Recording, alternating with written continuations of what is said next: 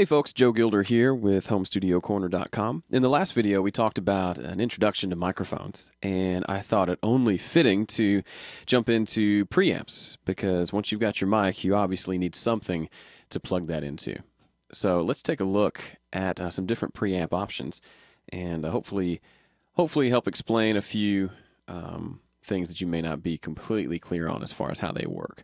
First off, what is a microphone preamp? Well, just simply, you need something to plug your microphone into to make the signal louder.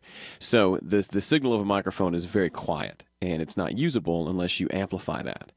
Now, you may think, okay, big deal, I just need to make it louder. Why are there so many different preamps out there? Well, think about a guitar amp. If you know a guitarist, or if you're a guitarist yourself, you know that your guitar and your amp are two of the most important parts of your sound. You want a nice guitar that produces a good sound, and then you want a good amp that amplifies that and gives it that tone that you're looking for.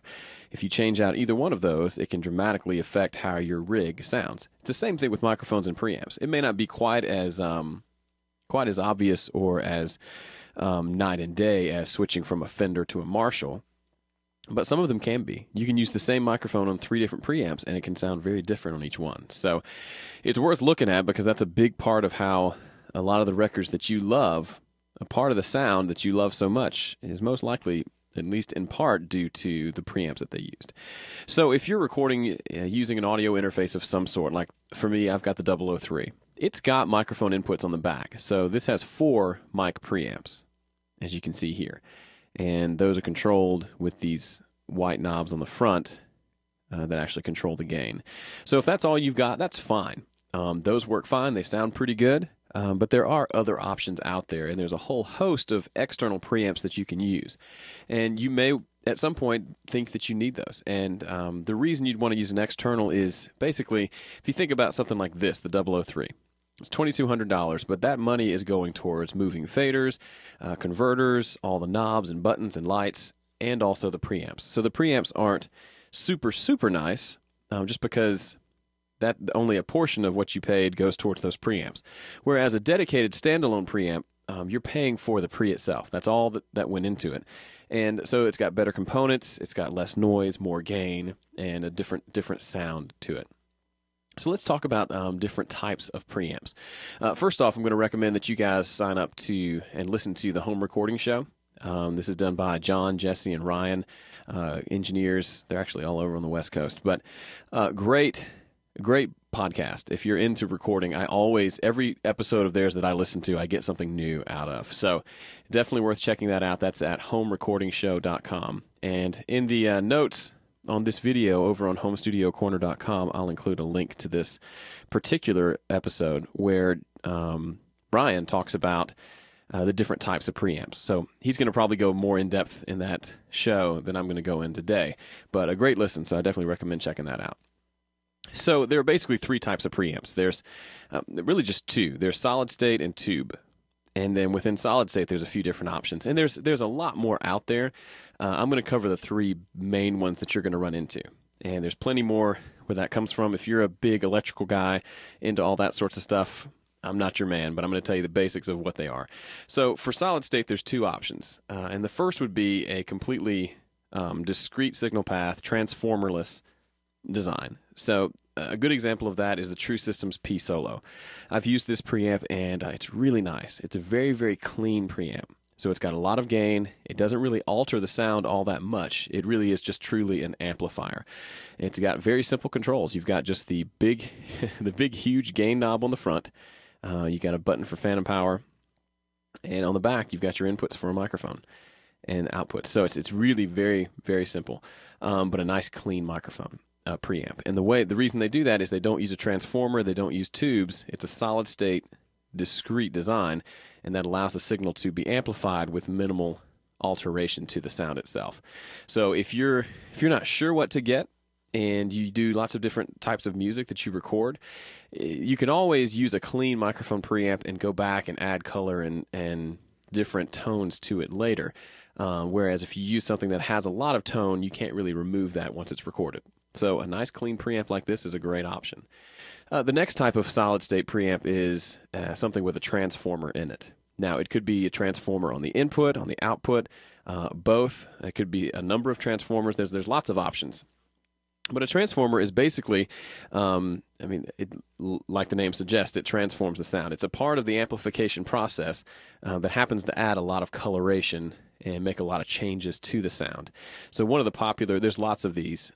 Usually when you hear of a vintage console, like an API console, things like that, usually they've got transformer preamps inside of them. And so that's a part of the sound, is the sound of that signal going through the transformer. And so here's an example of the API 3124. It's actually a 4-channel preamp. So it's got 4 actual mic inputs and 4 actual preamps inside of it.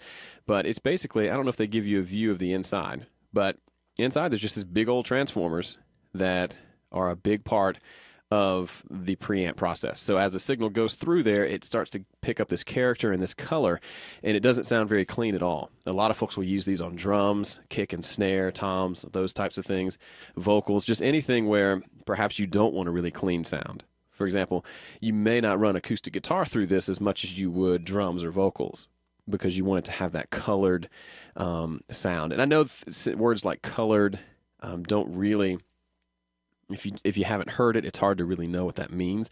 But basically, it's taking the signal and adding harmonic distortion to it. So it's actually distorting the signal, but not in a like distortion pedal way, but in a way that makes it feel warmer and makes it feel like it has more character to it. So there's lots of different options for transformer preamps. They're usually a good bit more money because the transformers themselves are just expensive. I've got one, actually I'll show you that real quick. Actually, the PreSonus Eureka actually has a transformer coupled input on there, and it's only $500. So you can find some cool options there. Now, the third type of preamp that we're going to talk about is a tube preamp. And just like you've got solid-state guitar amps and tube guitar amps, it's the same with preamps. And the differences are somewhat similar. A solid-state tends to be a little cleaner, especially when you go with a discrete signal path.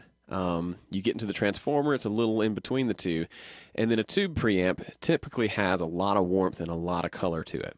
And the reason is it's got an actual tube inside of it. It used to be almost all amplifiers were tube-based. Then they developed the solid-state technology and moved away from tubes a little bit because they tend to be a little more maintenance because you have to replace the tubes over time and things like that. But once they got all the solid-state stuff, they realized we kind of missed the sound of the tubes. As a tube gives a very musical sound. It doesn't have to necessarily be a distorted sound. It's just very musical. If you play a guitar, especially like an acoustic guitar, through a solid-state preamp versus a tube preamp, it tends to have more of a better feel and tends to respond more musically. Like when you dig in and play a little harder, it actually gives and actually accepts that change in volume a lot more musically than perhaps a solid-state preamp would. So a good example of the tube preamp, and I'm a little ahead of myself, is the ADL 600 from PreSonus. This is a 2-channel tube mic pre, and it's a wonderful preamp. I've used this quite a bit, and it's just a great sounding pre. And as you look, they give you a picture of the inside. It's got all this stuff going on, but over here you can see these little circles here. That's the top view of the tubes. So the signal is going through all of these, and those are amplifying the signal and imparting all sorts of great coloration to it and distortion, but not in a distorted way, just in a nice, colorful way. And this particular preamp doesn't sound really dark like some tube preamps can sound. They can sound really warm and kind of dark. This one actually is fairly bright. It's got a lot of more higher-end harmonic content that sounds really good. So a tube preamp like that, something like the Universal Audio Solo 610 is another good example. A little bit darker sounding pre. I've used that. It's a wonderful sounding preamp. Groove Tubes has one called the Brick. That's great as well. So maybe it's not on here anymore. Anyway, so those are your 3 types. There's solid state, discrete, and transformer, and then tube preamps. So hopefully that sheds some light for you. If you ever get a chance to listen to these, really take advantage of that, because there are situations where each one of these is the right choice. And this particular preamp you're seeing in front of you may not be right for one scenario, but may be right for another. It's the same with all the other ones we've seen. It's nice to have a couple of options to choose from, and but if you were to just choose one, I would say try to get one that's not super colored. But if that's the kind of sounds you want, then go for it. It really depends on what you're doing and how versatile you want to be.